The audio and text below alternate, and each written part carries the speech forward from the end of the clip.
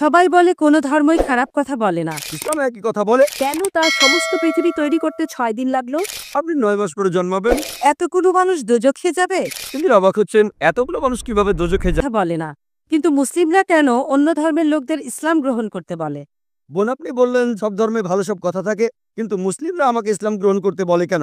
অন্য যেসব ধর্ম আছে সেগুলো যা বলে তার বেশিরভাগ কথাই ভালো, তবে ইসলাম ভালো কথা বলার পাশাপাশি আপনাকে দেখাবে কিভাবে সেটা অর্জন করতে হয়। আমি উদাহরণ দিয়েছি, সব ধর্মই বলে চুরি করো না, ইসলাম একই কথা বলে, তবে ইসলাম দেখিয়ে দেয় কিভাবে সেই অবস্থানে যাবেন যেখানে কেউ চুরি করে না।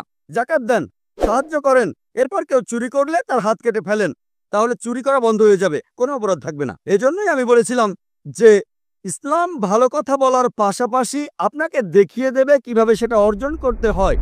যদি সর্বশক্তিমান আল্লাহ যে কোনো কিছুই তৈরি করতে পারেন, কেন তার সমস্ত পৃথিবী তৈরি করতে 6 দিন লাগলো? বোন প্রশ্ন করলেন যে আল্লাহ যদি যে কোনো কিছু সৃষ্টি করতে পারেন তাহলে কেন 6 দিন সময় নিলেন। বোন, আল্লাহ যদি চাইতেন একদিনে সৃষ্টি করতে পারতেন, তখন আপনি বলতেন যে কেন একদিনে তৈরি করেছেন, 6 দিনে কেন নয়? কারণ আল্লাহ 6 দিনে এটাই বানাতে চেয়েছেন। কোরআন বলে যে আল্লাহ যা ইচ্ছে করেন তাই সৃষ্টি করতে পারেন।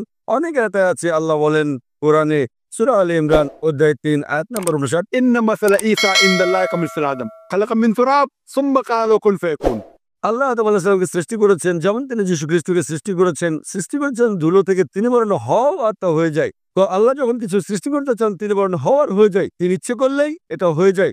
আল্লাহ যদি ইচ্ছে করেন আপনি 9 মাস পরে জন্মাবেন, তাহলে আপনি 9 মাস পরে জন্ম নেবেন। আল্লাহ যদি চান 1 সেকেন্ডে, তাহলে মাত্র 1 সেকেন্ডেই। তো আল্লাহ চাইলেন যে তিনি কোনো কিছু 6 দিনে সৃষ্টি করবেন, তাই তিনি করলেন। পৃথিবীতে অনেক মানুষ ভুল কাজ করছে, আমার ভাবতে খুব অবাক লাগে। এতগুলো মানুষ দোজখে যাবে? তিনি অবাক হচ্ছেন, এতগুলো মানুষ কিভাবে দোজখে যাবে। আমাদের এই জীবনটা হলো পরীক্ষা। আপনারা যদি ভালো করে দেখেন যে নিচু গ্রেডের পরীক্ষাগুলোতে বেশিরভাগ ছাত্র পাশ করে, তবে উপরের লেভেলে গেলে সেখানে পাশ করাটা কঠিন। উদাহরণস্বরূপ কোনো কঠিন পরীক্ষায় বসেছেন, যেমন মেডিকেল কলেজে ভর্তি হতে গেলে আপনাকে পড়তে হবে, খাটাখাটনি করতে হবে, পড়াশোনা করতে হবে। একইভাবে বেহেশতে যেতে গেলে এটা সহজ কাজ না, এটা মেডিকেলে ভর্তির চেয়েও অনেক কঠিন কাজ। তাই এটা আসলে পরকালের জন্য পরীক্ষা। যারা আল্লাহর নির্দেশগুলো মেনে চলবেন তারা ইনশাআল্লাহ বেহেশতে যেতে পারবেন। আশা করি মনে উত্তরটা পেয়েছে।